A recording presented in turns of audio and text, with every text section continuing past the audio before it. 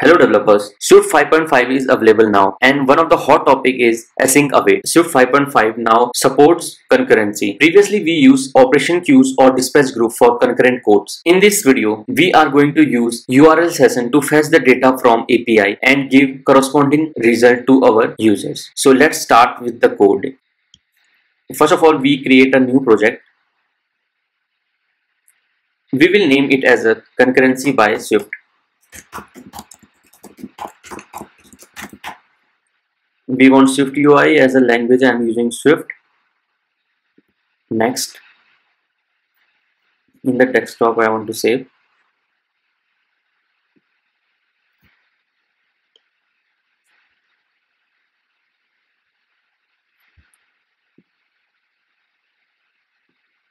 First of all, we create HTTP client to handle our request. What I am going to do, I am just creating a HTTP client, okay, or we can say HTTP. We have a file called as HTTP client. HTTP client. Now we are creating the HTTP client that will handle all the requests. So I am creating a structure known as HTTP client,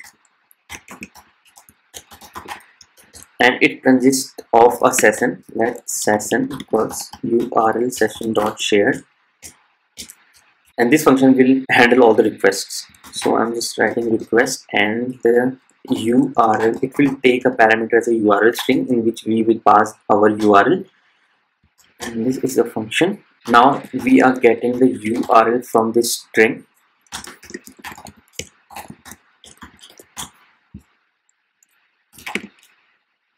And I'm just writing let response equals session dot data.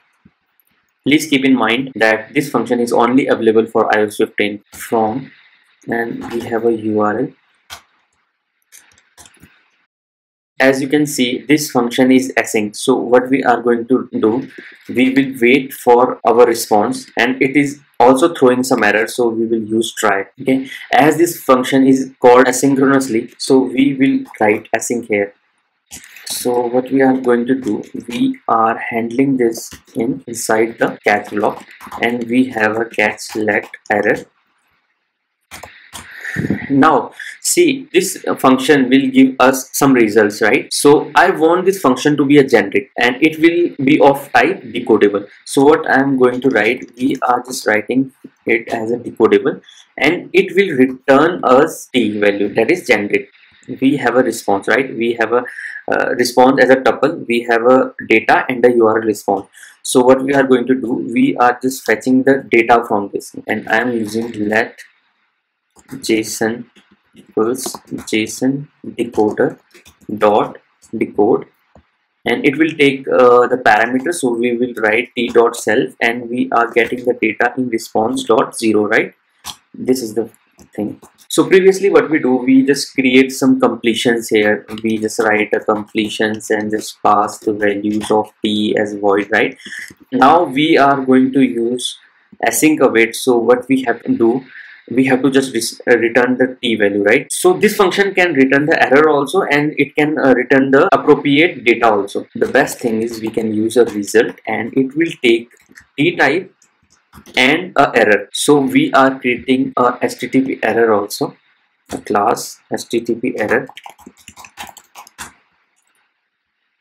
So I'm just creating a class HTTP error, and it is basically using a protocol error.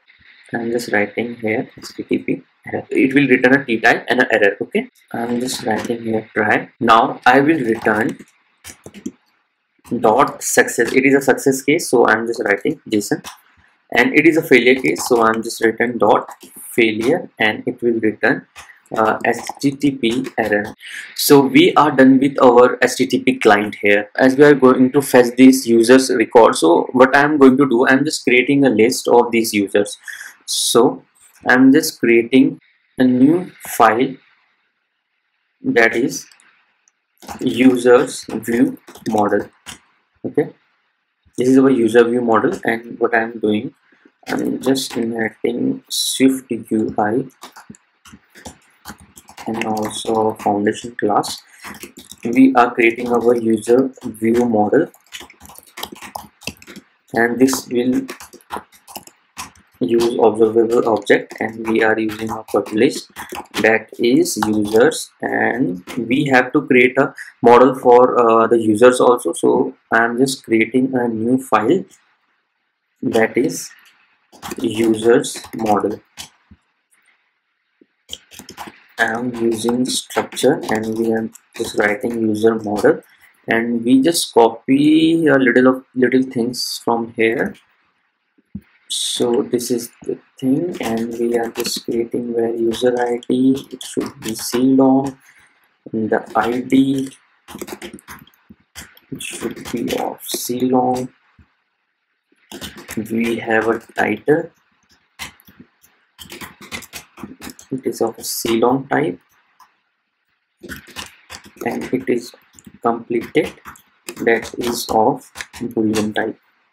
Okay, we have created a user model, and it should always a type of codable, so that we can decode via JSON decoder. And I have to show these users in our list, so I just use identifiable so that our for each loop can work. So we will go to the user view model, and it will contains our users. Fine, now we have a function that will get the values of the users. Also I'm just writing fetch users,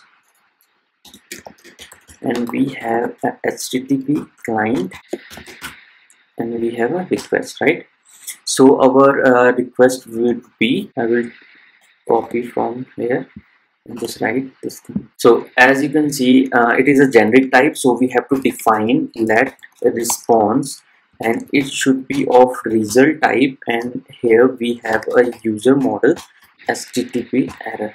Okay, fine. So now as you can see, this is async code. We have to write here async, and we have to wait for the result. We just write await. Now we got the response. So what I'm going to do, switch between responses so that we can get the success value or the failure value. We have a users, and we have a failure case for fail.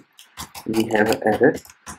Okay, and for success case, I have to write cell dot users equals to users. Okay, and I'm just doing a break in that function. I have to go to content view.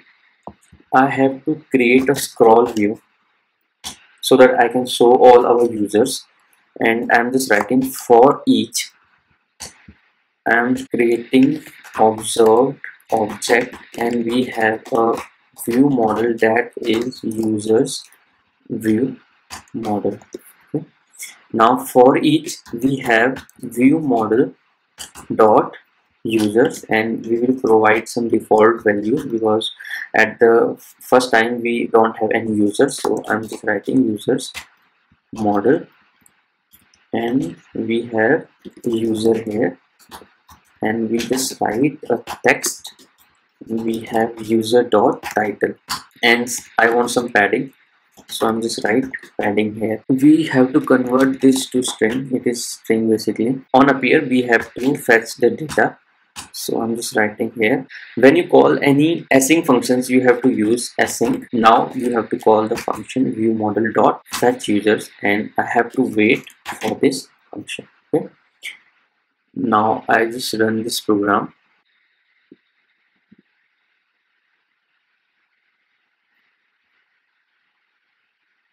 So as you can see, we get all the users here. As you can see, we don't have used any completion handlers here. So it is good to use this async and await function. So thanks for watching. Please like and subscribe, and stay tuned.